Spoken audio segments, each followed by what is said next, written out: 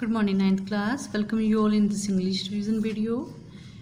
Today we are going to read new poem that is Rain on the Roof, written by Gorskine. So let's start with its introduction, beta. The poem Rain on the Roof beautifully depicts the feelings of the poet.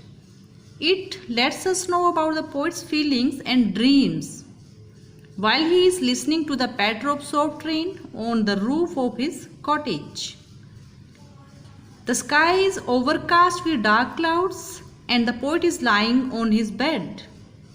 While it is raining, he recalls his old memories, particularly the memory of his mother. Long back, his mother used to put her children in bed carefully before she left them till dawn. So in this poem, firstly poet wants to tell us the weather. How was the weather? The sky is overcast with dark clouds. ठीक है, यानी कि dark clouds थे, rain just start हुई है अभी अभी. And जो पोएट हैं वो अपने चैम्बर में, अपनी कॉटेज में, अपने बेड पर अपने पिलो के साथ सिर, पिलो के ऊपर सिर रख के वो लेटे हुए हैं. And he is enjoying the sound of the rain. At the same time he recalls his old memories.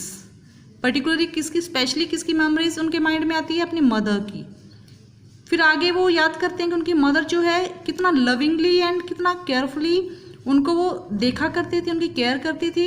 तब तक अपने बच्चों को अपनी लैप में रखती थी जब तक कि प्रातःकाल का टाइम नहीं हो जाता था, down. Okay, so this is the introduction of the chapter. Now the detail summary of the chapter बेटा. The poet says that the sky is overcast with dark clouds and it has just started raining. He is lying on his bed in his cottage. He feels very happy while listening to the patter of soft rain on the roof of his cottage. Patter क्या होता है? This is a sound. जैसे पटर पटर की sound होती है, टप टप करके जो बूंदें गिरती हैं बारिश की, उस जब वो गिरती हैं जो म्यूजिक बनते हैं उस म्यूजिक को सुन के इंजॉय कर रहे हैं पोएट. ठीक है. The short light ringing sound is caused by the raindrops falling on the wooden tiles of his cottage roof. ये जो रिंगिंग साउंड है ये किसकी वजह से क्रिएट हुई है? जो वुडन टाइल्स हैं उनकी, जो रूफ के ऊपर वुडन टाइल्स है ना वो लगी हुई हैं. ठीक है, कॉटेज की रूफ के ऊपर रेक्टेंगल शेप की जो बेटा वुडन टाइल्स हैं, जब उनके ऊपर ड्रॉप्स गिरती हैं, रेन ड्रॉप्स गिरती हैं तो रिंगिंग साउंड क्रिएट होती है. It creates an echo in the heart of the poet. और इस साउंड की वजह से पोएट के हार्ट में एक गूंज उठती है, एक इको, उनको एक हार्ट के अंदर एक इको क्रिएट होती है. His mind is preoccupied with numerous vague memories. इस तरीके से उनके माइंड में बहुत सारी मेमोरीज जो हैं, धुंधली जो मेमोरीज हैं, पास्ट की जो मेमोरीज हैं वो याद हो जाती हैं. The memory of the poet's mother chiefly comes to his mind. सबसे पहली जो मेमोरी है पास्ट की वो उनकी मदर की आती है उनके माइंड में. He recalls that many years ago his mother used to watch the children carefully before leaving them till dawn. वो याद करते हैं, जब अपने चाइल्डहुड को वो याद करते हैं कि कैसे उनकी मदर जो है उनकी केयर करती थी. ठीक है, वो कैसे अपने मदर के डार्लिंग चिल्ड्रन होते थे. ठीक है, एंड तब तक उनकी मदर उनको अपने लैप में लेके रखती थी जब तक कि प्रातःकाल नहीं हो जाती थी. The poet feels as if his loving mother is looking at him in a kind and loving manner. वो याद करते हैं, वो फील करते हैं जैसे उनकी मदर जो है अपने बच्चों को, अपने बच्चों की तरफ लविंग मैनर से देखा करती थी. While he is listening to the falling of soft rain drops on the tiles of his roof. उसी तरीके से जो पोएट हैं, ये जो रेन ड्रॉप्स गिर रही हैं टाइल्स के ऊपर, उनको सुन के वो फील कर रहे हैं. ठीक है, so here we can see the present time and past time जो है वो लिंक करते हैं पोएट. ठीक है, वो मेमोरीज को याद करते हुए क्या है, पहले तो वो बारिश की वजह से खुश हो जाते हैं, फिर जब उनकी मदर की याद आती है तो थोड़ा वो उदास हो जाते हैं.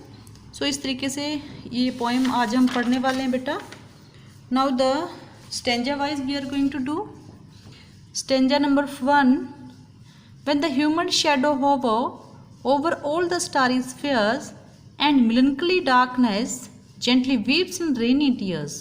What a bliss to press the pillow of a cottage chamber bed and lie listening to the patter of the soft rain overhead. Overhead का मतलब क्या है, यानी कि वो एक कॉटेज में लेटा हुआ है पोएट अपने बेड पे, और आसमान से जो रेन बारिश हो रही है उसके बारे में ओवरहेड लिखा हुआ है। एंड ह्यूमन शैडो का मीनिंग, एग्जैक्ट मीनिंग क्या हुआ बेटा, you can say human shadow है द एयर इज़ ह्यूमिड और मोइस्ट, ठीक है, एयर जो है ह्यूमिड है, मोइस्ट है, बिकॉज ऑफ रेन, रेन बारिश है इसलिए वजह से हवा में नमी है।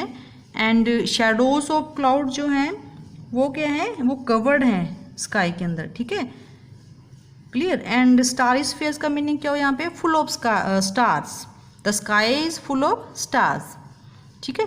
सो मिलनकली डार्कनेस का मीनिंग क्या हो, मिलनकली क्या होता है, सैडनेस, एंड डार्कनेस यानी कि बिल्कुल अंधेरा, ठीक है। सो मिलनकली डार्कनेस का मीनिंग क्या हो यहाँ पे बेटा, डार्कनेस जो है वो कंपेयर की गई है, किससे कंपेयर की गई है डार्कनेस यहाँ पे, टू अ डिप्रेस्ड पर्सन, एक डिप्रेस उदास आदमी जो है, ठीक है, उसके साथ कंपेयर किया गया है इसको, मिलनकली डार्कनेस को।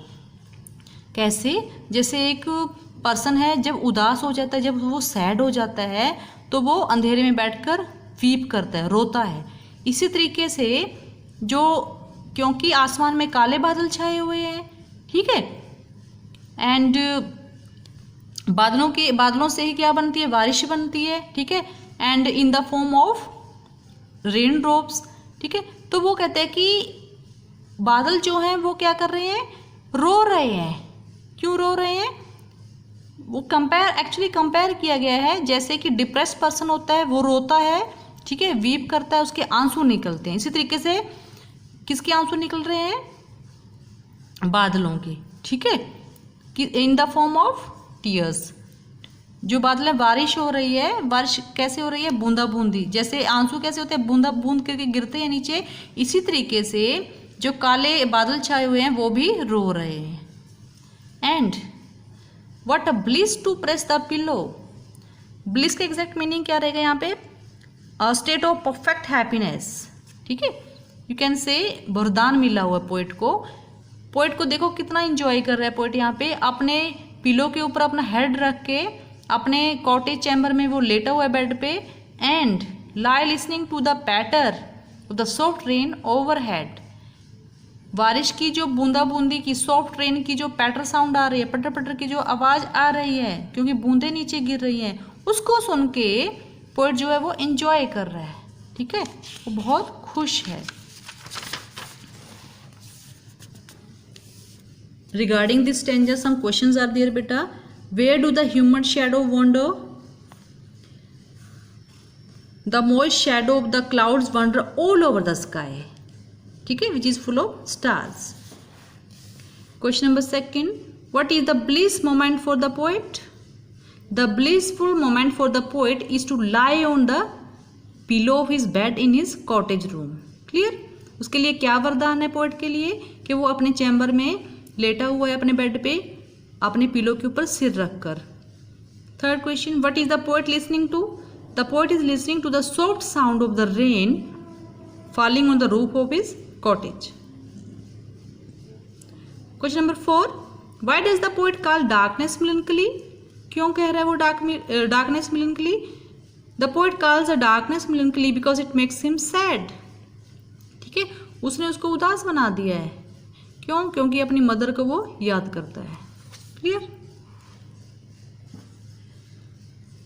Now the stanza number 2, every tinkle on the shingles has an echo in the heart and 1,000 dreamy fancies into busy being start. So shingles का एग्जैक्ट मीनिंग क्या बना बेटा, वही है, रेक्टेंगुलर वुडन टाइल्स होती हैं, ठीक है, जो कि रूफ्स पे यूज होती हैं। एंड टिंकल का मीनिंग क्या है, टिंकल है रिंगिंग साउंड को बोलते हैं, जो लाइट से रिंगिंग साउंड होती है। तो पोएट क्या बोलते हैं, एवरी टिंकल ऑन द शिंगल, जैसे ही हर एक बूंद जो उस वुडन टाइल पे पड़ती है, then has an echo in the heart, जैसे जैसे वो बूंदें जो हैं गिरती हैं टाइल्स पे, तो पोएट के हार्ट में एक गूंज उठती है। एंड 1,000 ड्रीमी फैंसीज, उस साउंड की वजह से पोएट के माइंड में जो है 1000 जो है ड्रीम्स आते हैं, इमेजिनेशन क्रिएट होती है, ठीक है। वो अपनी इमेजिनेशन में, अपने ड्रीम्स में बिजी हो जाता है उनको बुनने में। Some questions are there. From which poem this extract been taken? From the rain on the roof. What finds an echo in the heart of the poet? The tinkling sound of the rain is produced by a rain drops falling on the wooden tiles of his roof finds an echo in heart of poet. Poet के heart में echo किस वजह से होती है? क्योंकि जो roof के ऊपर रेन ड्रॉप्स होती है, वुडन टाइल्स के ऊपर वो जो बूंदें गिरती हैं उसकी वजह से। How does the sound of the rain affect the poets mind? Poets के माइंड को अफेक्ट जो साउंड है वो कैसे करती है? The poets mind is filled with dreamy और वेग फैंसीज, धुंधली जो फैंसीज है, इमेजिनेशन है और मेंटल पिक्चर, ठीक है, उसकी वजह से। And the sound of rain फिल्स the poets mind with a large number of imaginative and fanciful ideas. Which word in the above lines mean the same? That is echo. Clear? So you have to write stanza number 1 in your fair notebook. This one you have to write this question answer beta. ठीक है?